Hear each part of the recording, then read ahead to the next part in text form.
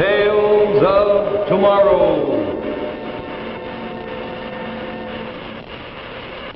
Presented by Maslin Beauty Blend Broadloads. Tonight's Tale of Tomorrow, Seeing Eye Surgeon, starring Bruce Cabot with Ed Jerome.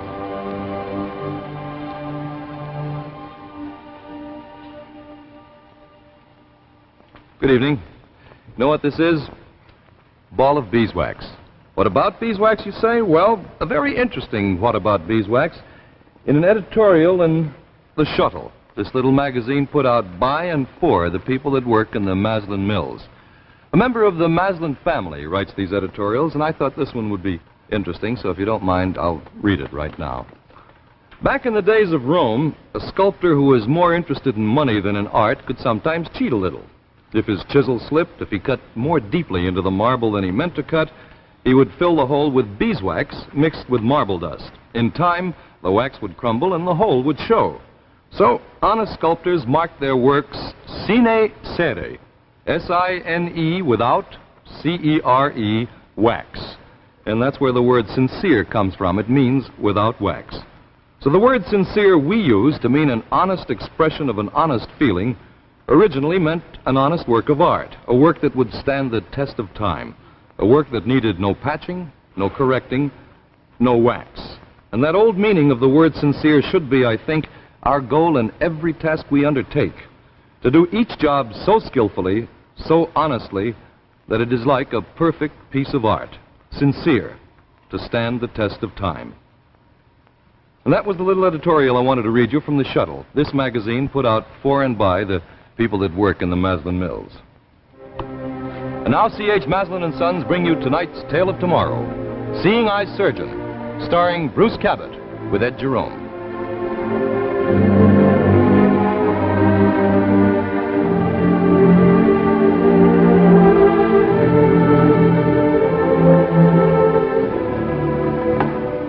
Well, I suppose you think you were being very ingenious. But let me tell you, Dr. Terrell, we almost had a dead patient on our hands. I did what I thought was best. I gave you explicit instructions as to the performance of this operation. I didn't ask you to improvise. But surely making the incision on the medulla, you could see... Oh, precisely. And what did you expect to accomplish by that? It was the best way to relieve the pressure. You could see that for All yourself. I could see was that if I did not push you aside and take over, we would have had a dead patient on our hands. Tell me something, Dr. Foyle. Just what have you got against me? I have nothing against you personally, so long as you don't think you can supersede my judgment. One more mistake like that, Dr. Terrell, I'll have you dismissed. You seem to forget that I am the chief surgeon at this hospital. Oh, not Dr. Foyle. I couldn't do that. Just what do you mean by that? Oh, nothing. Nothing at all. I have 25 years of experience behind me. No amount of book learning can give you that. While I'm in charge here, you will follow my instructions exactly as I give them to you, understand? Yes, sir? Just don't forget it. That's all.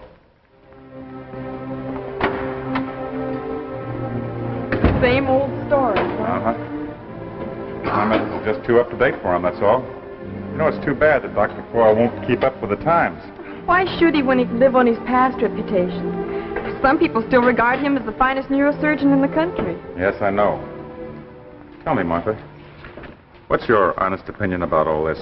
You mean about what happened in the operating room? Yes. You were doing an excellent job. But the old man can't afford to have his authority questioned, so he tried to show you up as incompetent. But what for? Why? Professional jealousy, maybe. I wouldn't let it worry you.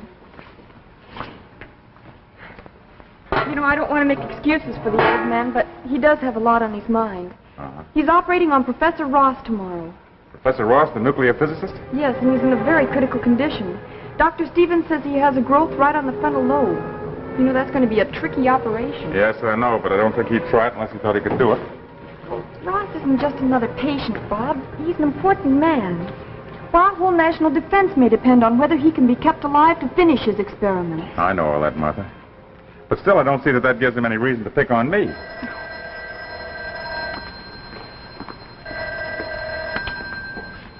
Operating room, Miss Larson speaking. Yes, he is. All right, I'll tell him. Well, I guess that explains why the old man got so upset. That was his secretary. He's worried about you. Worried about me? What for? You're scheduled to assist him in the Ross case tomorrow, and he wants you to study the x-rays. Me? Now, why on earth would he pick me? Because, as much as he hates to admit it, there's no one else sufficiently competent. Well, I think the least he could have done was to tell me himself. Bob, now don't get upset. Don't jeopardize your career by fighting him.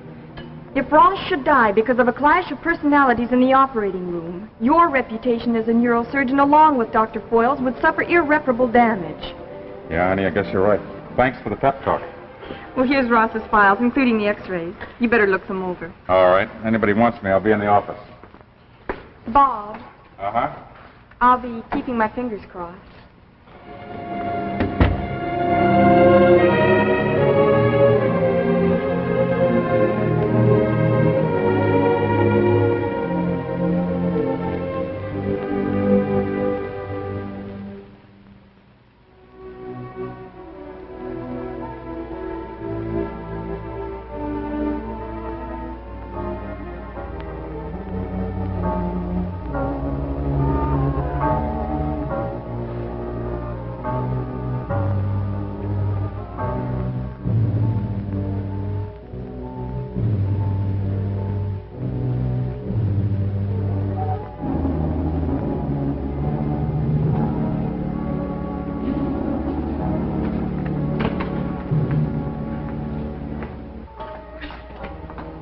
You are Dr. Tiller.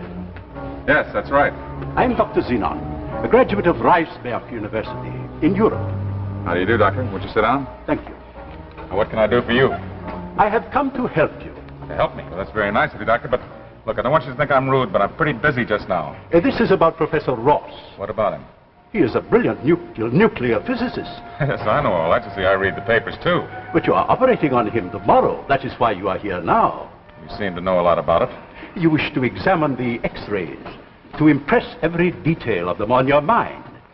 Commendable. But if I may say so, my friend, useless. Quite useless. Your mind is too overwrought to accept the details. How can you possibly tell me what my mind is capable of accepting? That is not important. What is important is that Professor Ross should live to complete his experiments. It is imperative that he make his contribution towards ending these threats of war. Look, Doctor, if you just came here simply to tell me about the seriousness of my responsibility, I already know. But I have come here to help you, Dr. Tyrrell, to ensure that the operation is a success. Dr. Zenon, no living man can do that.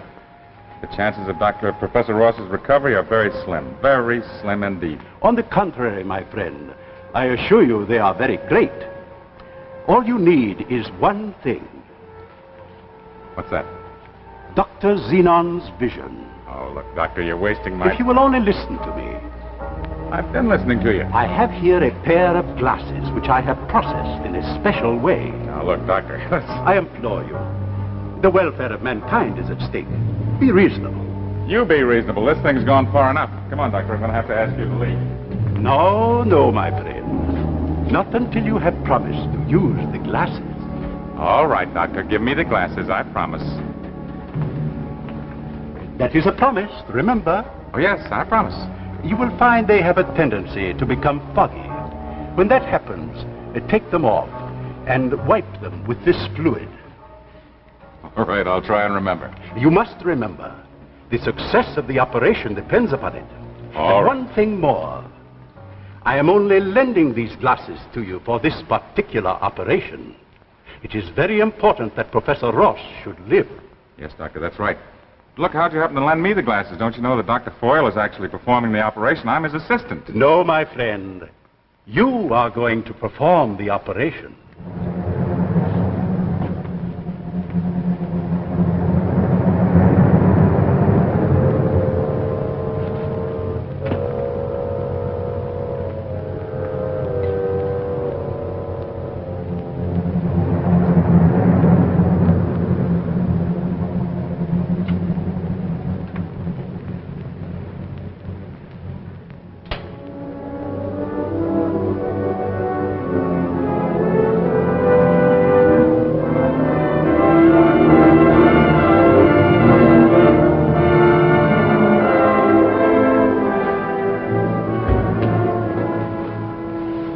Bob.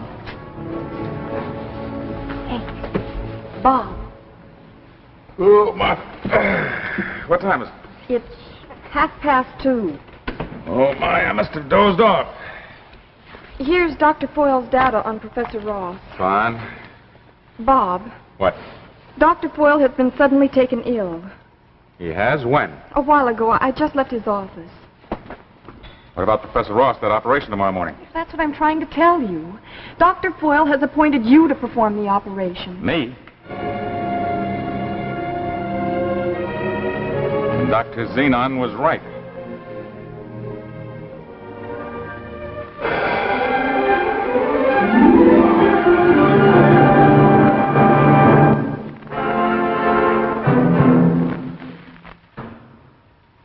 We'll continue with the second act of Seeing Eye Surgeon in just a moment. Right now, I'd like you to check something with me. Now, for the past year, I've been identified with the fine products of C.H. Maslin and Sons. You know, Alan Edwards, the rug man. And my friends have sort of been challenging me on the whole proposition of selling carpets by television. Well, I can always lean back on the old adage that seeing is believing. Now, here, for instance, is Maslin's Polonaise. This lovely conventionalized rendering of the leaf pattern gives this new broadloom a happy affinity with either contemporary or 18th century furniture, a sure guarantee for any decorative theme. Now take a closer look. Polonaise is a real Wilton weave in high and low round wire pile, lending unusual texture and providing an element of pure luxury underfoot. Now, from a color aspect, well, that's no problem at all. All you've got to do is glance around your living room and decide what color carpet you would like to go with your present color scheme. The odds are that Maslin can match it. All Maslin carpets are made with a constant eye on the keynote in color, and of course, the quality and craftsmanship which is typical of all Maslin products. Just as a hint, Polonaise is notable in that it is available in eggshell white, a really important color in today's trend towards smart floor coverings. It's also available in corsage green, beaver, pilgrim gray, and salon beige. Polonaise is made in widths up to 15 feet and can be yours for only about $14.50 a square yard. Visit your Maslin dealer and let him introduce you to Polonaise, a carpet that's really new, really different, and really good. Remember, it's Polonaise by C.H. Maslin and Sons, makers of fine carpets since 1866. And now the second act of Seeing Eye Surgeon, starring Bruce Cabot with Ed Jerome. Now, Martha, let me get this straight. I'm going to be in complete charge of the operation. Is that right? Yes. It's just incredible. That's exactly what he predicted. Who? Dr. Xenon. He paid me a visit a little while ago. Listen, Martha. See if you can find any kind of a record on a Dr. Xenon. He's a graduate of Riceburg University. That's in Europe. Okay. But may I ask why? Well, no particular reason. No particular reason at all. Bob, what is it? You seem worried about something. Well, naturally, I'm worried. But why? Darling, this may be your chance to break away from the old man. Why, if this operation is a success, your reputation as a leading neurosurgeon will be established. Well, it isn't as simple as that, don't you see? Dr. Foyle isn't risking a thing. Come here a minute. Let me show you something. You see that? That growth is right on the frontal lobe. Mm-hmm. You know what the chances of success are in an operation like this? Not very good. Not very good. It's an understatement. They're about 1 in 1,000. Well, are you planning on a biopsy? I'm afraid I won't have time to make a microscopic study of the tissue. I just... Well, then you won't know if the tumor's cancerous or not. You know something? I've got a hunch that Dr. Foyle is deliberately passing up this assignment. He knows it's inoperable, so he's throwing it right in my lap. Now, there's no use getting upset about it. He's getting upset with half the world praying for Professor Ross's recovery? Well, don't take it out on me. I'm only the bearer of bad news. I know, honey. I'm sorry. Listen, will you ask Dr. Stevens if he'll be good enough to assist me? Surely. Now, I'll need Dr. Way and Dr. Abbott in the operating room. You might see if you can get them in there in a half hour for a conference. Well, what time will you operate? 10 o'clock tomorrow morning is scheduled. Okay. And Bob, remember, I'm going to be right in there rooting for you.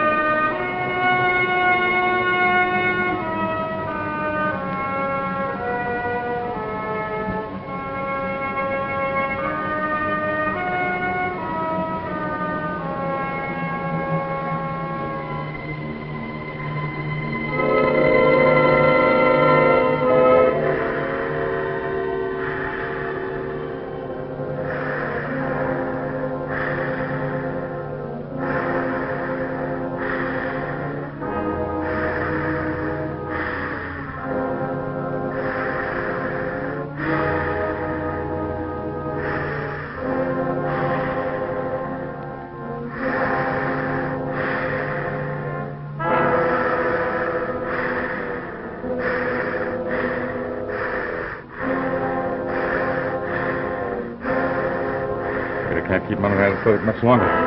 He might go back into shock. I run the risk of having to perform a lobotomy. No, my friend. You are going to perform the operation.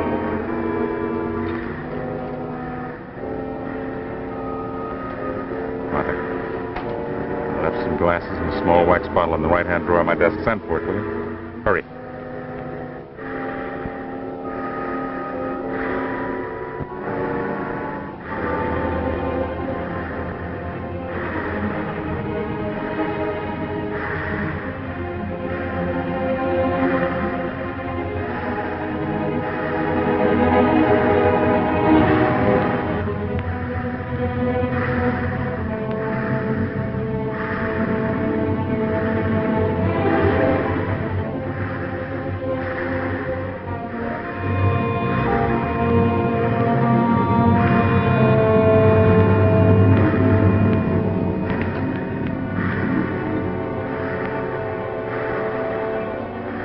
Good. Put the bottle down. Give me the glasses.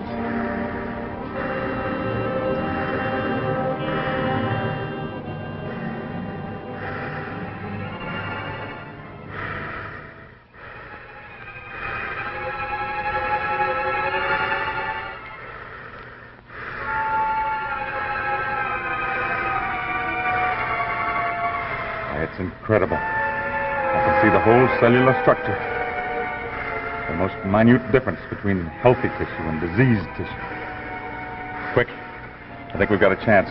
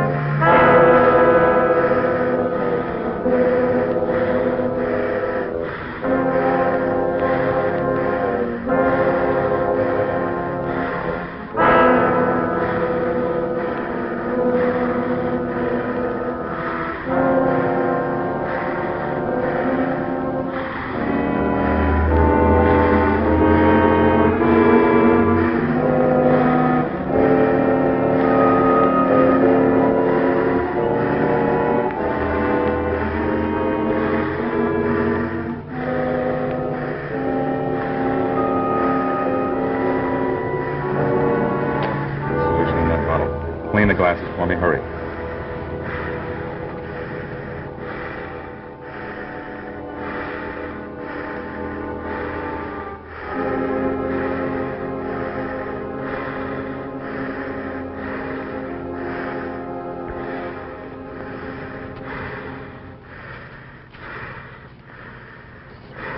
Night.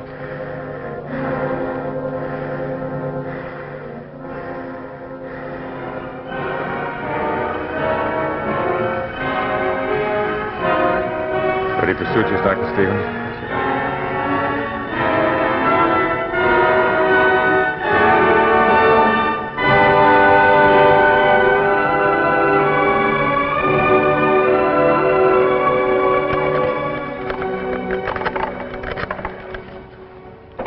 St. Jude's? Put me through to Dr. Terrell's office. Terrell, this is Dr. Foyle. I just read the report on the Ross operation. I can't make head or tail of it. It certainly does need some explanation. It reads more like something out of a comic book than a surgeon's report. Now, wait a minute. I'm here at my home, but I'll be at the hospital in 15 minutes. You wait there in your office for me. I want to talk to you.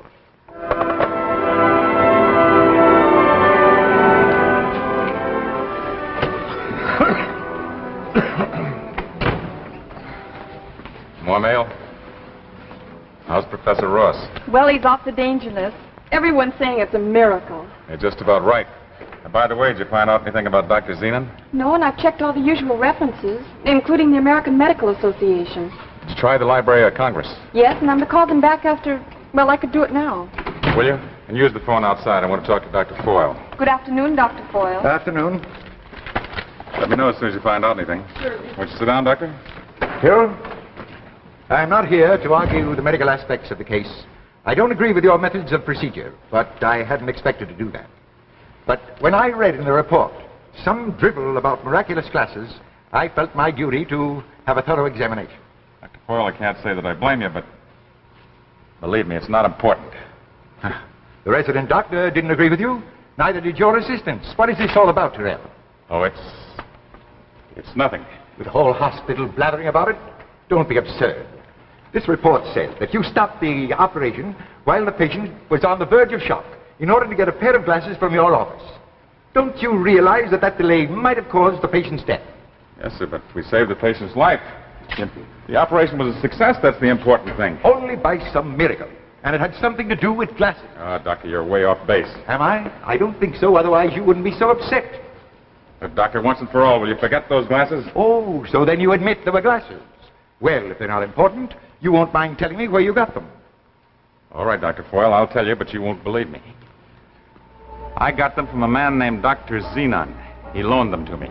Dr. who? Dr. Zenon. He's a graduate of Riceburg University in Europe. Oh, don't give me that, Doctor. I happen to know that legend, too. What are you talking about? You mean you haven't heard it? No, I don't know anything about a legend. No, I guess maybe you wouldn't. You never studied in Europe. Whoever gave you those glasses must have known that. Doctor, I can just tell you that I used them. I don't know where they are just now. I gave them to Miss Larson right after the operation. I was so upset I couldn't even think. Miss Larson, will you come in here? The glasses Dr. Tyrrell used during the Ross operation, where are they? Well, I put them in here right after the operation. By the way, Bob, I've tried the Library of Congress, and I can't find any record of Dr. Zenon. There doesn't seem to be such a person. Of course not. He's the product of Dr. Tyrrell's fevered imagination. Here they are, and here's the cleaning fluid. There you are, Dr. Foyle. What are you talking about? Well, these glasses have no lenses. I don't understand. When I put them away, the lenses were there. That is strange. That's very strange.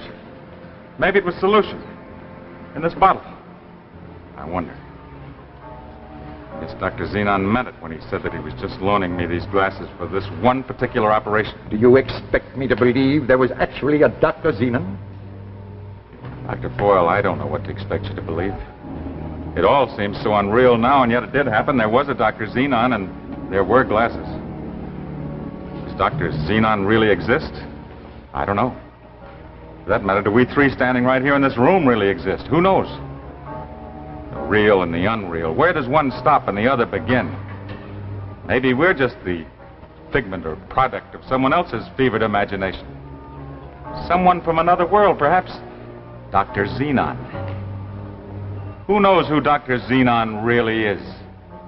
Or if he did ever actually exist? Who knows?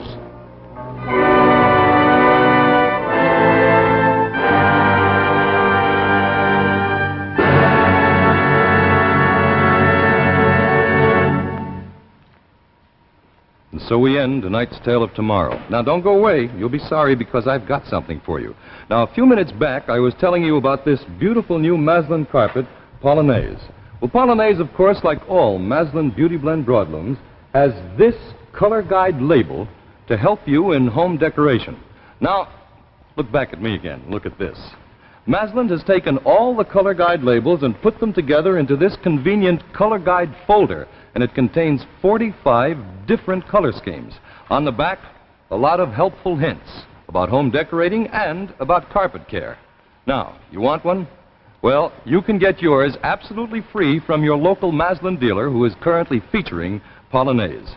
As a matter of fact, we're going to go to your hometown right now so the man can tell you where to get your helpful color guide folder absolutely free. Here he is.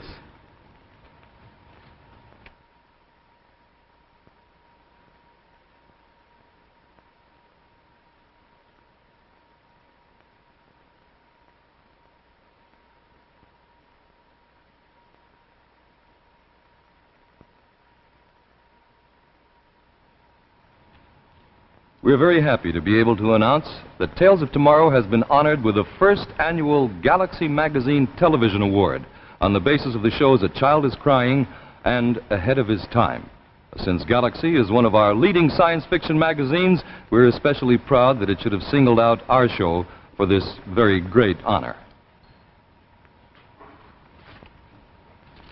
Next week, Tales of Tomorrow will present Jackie Cooper and Edith Fellows in The Cocoon, a story of suspense and terror which we guarantee will provide you with 30 minutes of tension and shock.